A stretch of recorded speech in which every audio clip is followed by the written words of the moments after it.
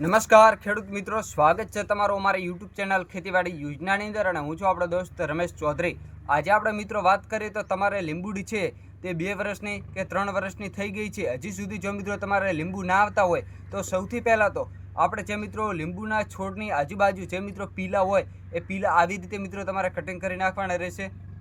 પીલા મિત્રો કટિંગ કરી નાખ્યા પછી મિત્રો તમારે જમીનની અંદર જે લીંબુડીની આજુબાજુ 2 ફૂટ જેટલો મિત્રો તમારે ખાંદવાનું રહેશે અને ઓરડું છે તે 1 થી 1.5 ફૂટ જેટલો મિત્રો તમારે જમીનની અંદરથી જે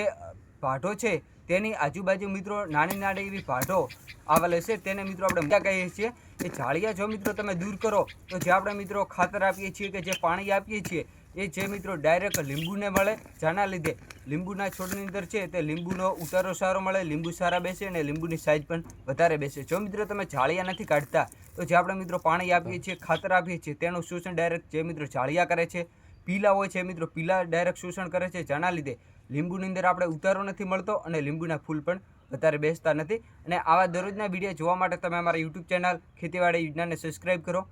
ઇન્સ્ટાગ્રામ પેજને પણ મિત્રો ફોલો કરો અને આ વિડીયો મિત્રો તમામ ભાઈઓ સુધી શેર કરો। જે ભાઈને લીંબુ વધારે બેસાડવા માટે આ પ્રયોગ કરે તો એમને કોઈ પણ મિત્રો દવા કે એવું કાંઈ પણ છાંટવાનું રહેતું નથી, એમને મિત્રો બિલકુલ ફ્રીમાં મિત્રો તમે ઘરે છે તે લીંબુ બેસાડી શકો છો।